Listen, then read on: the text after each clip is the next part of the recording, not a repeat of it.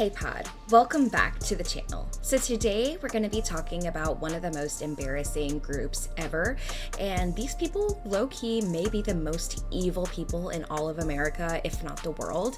And I'm not talking about billionaires, I'm talking about millennials. Millennials? That's like the worst of our problems right now, that's what we're going with. If you don't think that all millennials are a nuisance to our society, I would like to offer you Exhibit A.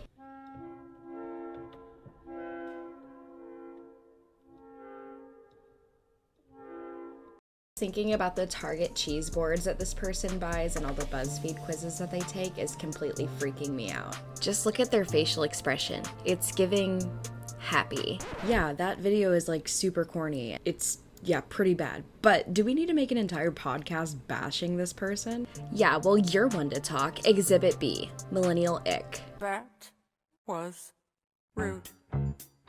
That was pretty fucking rude. First of all, I'm not even a millennial. I'm Gen Z, but not that that matters. Second of all, that video is obviously a joke. Like, I'm only lip syncing like that because it's satire.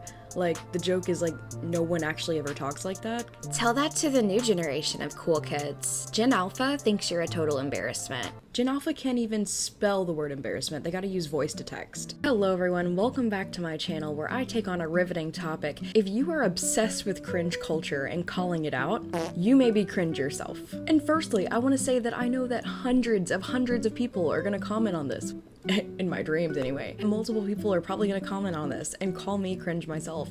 I don't care. If I cared about looking cringe, do you think I would own a YouTube channel where I put my real face on it?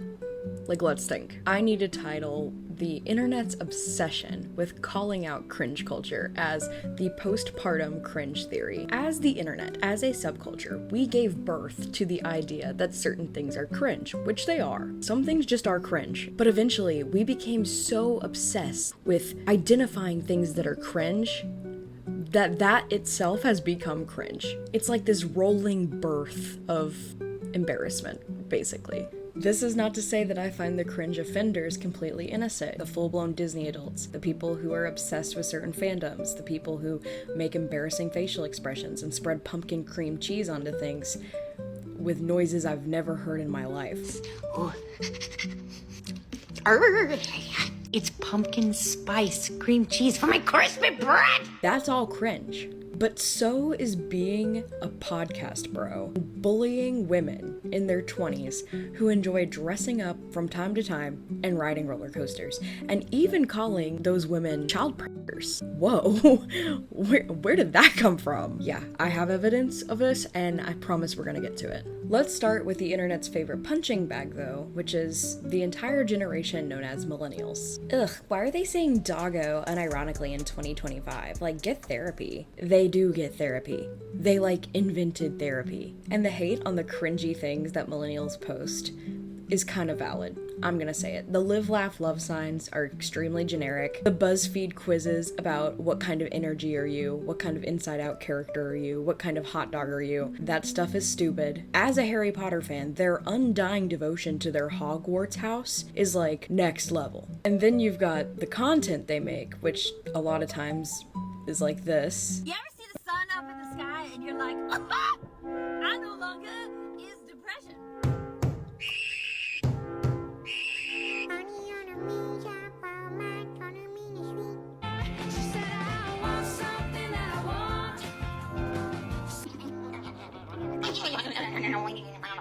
Oh, you don't like me? That's fine. Okay, bye. And you know, maybe the bullying is a little bit warranted because these videos are extremely performative. Basically, they want to give off the air of a quirky, individualistic, manic pixie dream girl type person, so they make this content to seem quirky and weird and wacky, and it's completely disingenuous because no one ever actually acts like that. But the amount of hate that these people are getting for just posting what they want and existing is absolutely crazy. their comment sections are a war zone. And it's getting to a point where poking fun at these creators is just as embarrassing as making the original content yourself. I'd like to raise my first exhibit, which is Mitzi, and I will hand it to Mitzi. She does allegedly get permission from these creators to recreate their videos, but her entire page is just making fun of people who are cringe and reenacting the people who are cringe. Personally, it was funny at first, it really was, but after a while it's like, okay, what else do you do? And then you have the younger generation of TikTokers and YouTubers commenting on every single comment section of someone making a silly facial expression, because I genuinely believe that the media literacy in our society is so bad that these younger people cannot identify the difference between a performative act, like trying to genuinely convince people that you act a certain way to be quirky, and satire. They're in comment sections complaining about how cringe they are for making wild and wacky facial expressions, and I'll use myself as an example. This video got absolutely shredded by Gen Alpha. To most average people, it's very obvious that that was a joke. I don't seriously talk like that. And I think it was completely lost on people that this is an audio from a play, a musical called Death Becomes Her, based on a very campy, embarrassing, cringy movie.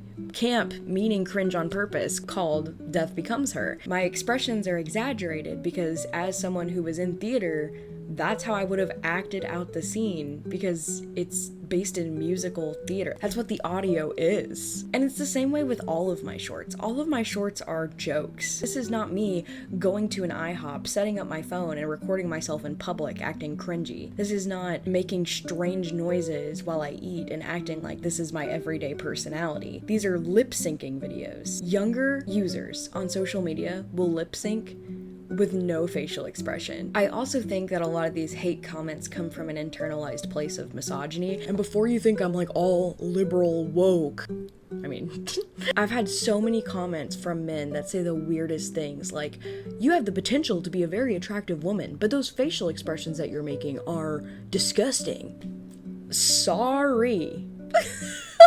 Guess what? I don't give a flying fuck if a rando on the internet with no profile picture thinks I'm attractive or not.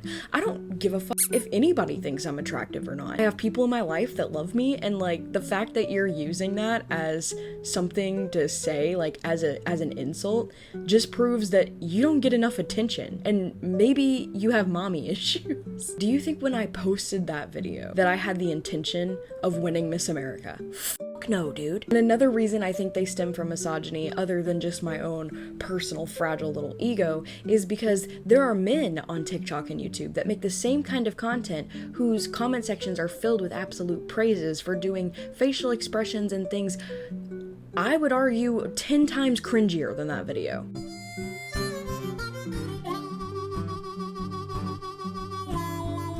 And look, I know I just said that calling someone else's content cringe for clout is embarrassing, but I would like to say I think I was robbed on this one. This guy's doing the most. I'm taking heat for no fucking reason. Like, what are we doing? Roasting people for being expressive? Having a little joke? Move on. Even if it's not funny, just scroll, dude. You've been so chronically online that you think being cringe is a crime. And instead of just scrolling, you feel like you've got to persecute that person for being embarrassing. And speaking of crimes, some of these cringy callouts are literally accusing people of being predatory just for liking certain interests.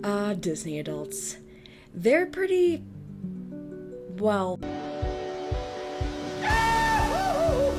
That's cringe. That's embarrassing. Like, I can't deny that it's cringe. And I have something really terrible to admit. I am a Disney adult. I've admitted that several times on the channel, and I don't really care if you think it's embarrassing, because what do I have to lose? I have been to the park so many times that I can identify anywhere on property by like a floor tile or a trash can or a bathroom door. And I'm not joking. And being that obsessed with going to the parks as an adult, I will say some people can get pretty cornball, especially when it comes to posting about it. The internet loves to hate on these people, and I cannot deny that it is kind of weird to post about your undying devotion to a children's character. But I'd say for about 80% of Disney adults, adults. It has nothing to do with the children's activities as to why we like going there. However, tons of specifically right-wing podcasters think that the only reason an adult would like to go to Disney World without any kids is because they're predatory or mentally ill. What's your take on grown men with no kids at Disney World? Don't even have kids. Yeah, that's okay. That's the main thing. You have kids, that's one thing. Yeah, if you don't have kids, for real, you know what I'm saying? They are amongst us. I think to go to Disney and enjoy it, you have to have little kids. Okay, I have enjoyed myself at Disneyland with my children. I genuinely have. As an adult, would you and I like, oh, we're in LA, I think we're going to go to Disneyland for the day? No. I think it's weird. Adults who enjoy Disney World are mentally ill. You heard them. They did not say if you like dressing up in children's costumes. They did not say if you like playing and talking to little kids at Disney World. They did not say if you like riding the rides at Disney World and watching little kids on the rides. They said if you enjoy going to Disney World as an adult, there's something mentally wrong with you, or you're a child predator. Take a breath.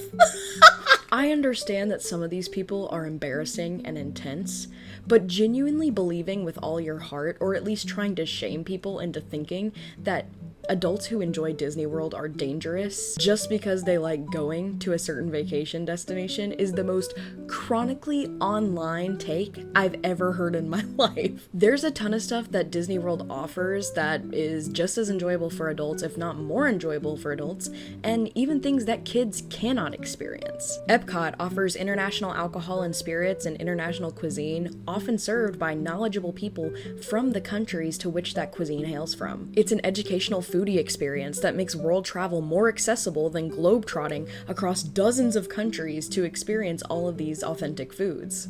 Hollywood Studios offers thrill rides, educational exhibits about the film industry, and live theater performances. Animal Kingdom is basically the world's most innovative zoo in the entire world, bringing you closer to more exotic animals than most zoos can even offer, not to mention being a far more ethical alternative to the majority of most zoos. And Magic Kingdom? Yeah, you got me there. It is a children's park, but is it illegal for an adult to have some nostalgia? To enjoy rides and shows based on your favorite childhood movies? Is that predatory? Not to mention with IP in the parks like Avatar, Star Wars, and Marvel, there are plenty of rides and attractions and shows that adults can enjoy just as much as kids. 20% of Disney adults, in my opinion, are completely and utterly insane. And I will say that. But the other 80% of Disney adults enjoy going to the parks because it's a closed circuit. You have access to any kind of cuisine you want, any kind of ride, show, or attraction you want. There are spas, there are pools, there are water parks, there are water slides, there is golf. There's plenty of aesthetic places to take vacation photos. And you can have as much alcohol as you want because the transportation is free on property. It's totally safe and convenient. Not to mention, the cast pretty much waits on you hand and foot. You don't have to worry about a single thing except booking your next ride or booking your next meal. Okay, you get to do whatever you want. But do you know what is terrifying? The idea that you spend 12 hours a day arguing about the importance of cryptocurrency with strangers on Reddit. That's weird, dude.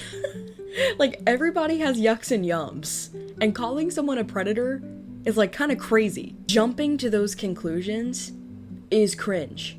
You can make fun of Disney adults all you want. And I know there's hundreds of commenters saying, exactly right, I only go to Disney for my kids. Okay, well then you're a dumbass. If you're spending that much money at the parks, why would you not fucking enjoy it? Like, I didn't tell you to do something you hated. Now let's get into the nitty-gritty, which is the world of fandoms. This can be anything from Marvel to Star Wars to comics to whatever, okay? People love to dog on people with special interests. And some people go a little too hard. I mean, if your bio says #1 fan and lover, wife of serial killer 3000 from Anime Core, yeah, maybe dial it back. Like, that's cringy. I know that people's obsessions with fandoms, and especially their comfort characters, go too far. I actually have a video about that on my channel, but I don't think that shaming people for having a comfort character is mature, a good thing to do. Like, just be a decent person. I know that fandoms can be cringy and problematic, but so can anything else, dude. So can anything else. I want to start off this section by saying I think it's very similar with the Disney parks thing. It gets to a point that when you're constantly calling these people cringe, you're just bullying neurodivergent people. Like, you're not even hiding it, you're being ableist. These are safe spaces, hyperfixations, and special interests of people on the autism or ADHD spectrum. And I think if someone is clearly obsessed with something to what you consider to be a non-normal degree, maybe you're just being hateful. No one is gonna reward you for calling out the cringiest person on the internet. You don't get an award.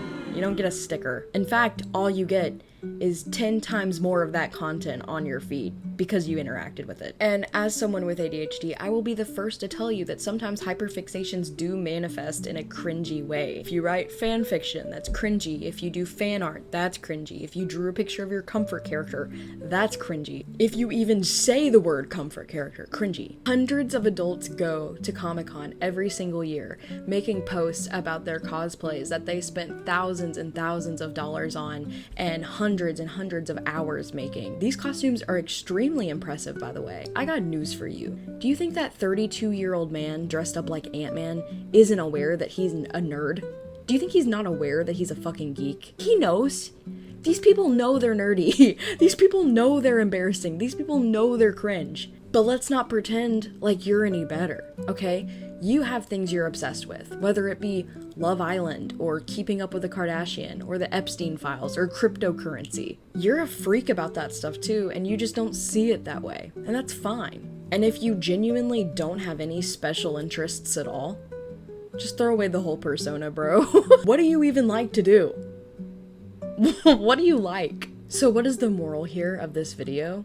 It's that cringe culture is dead. And you calling out people that are cringe on the internet is just as cringy as people posting those things online. You're wasting your valuable life energy commenting that something is cringe when most of the time either A, they know, they're well aware it's cringy, B, it's satire and it's supposed to be cringy, or C, this person is neurodivergent and you're just a fucking bully. Like, it's one of the three, okay? Cringe that you're so afraid of is just sincerity that you can't commit to and that you don't understand. If you are deeply unnerved by someone else having fun in a way that you can't comprehend, maybe that's a you problem. People who love Major League sports are just as embarrassing as Swifties. People who love crypto are just as embarrassing as Disney adults. I don't think you should stop posting the things you like to post just because some loser on the internet said you should. That's not how you should live your life. If you enjoyed this video, my name is Melody. My channel is called Melody Ever After. If you've made it until this far, leave a comment with your thoughts on the video, and I want to be the first to tell you that if you're gonna try to embarrass me, it's already been done. Okay, that damage is irreversible. You can't break what's already broken. And if you made it until this long, what's stopping me from seeing you in the next one? Until next time.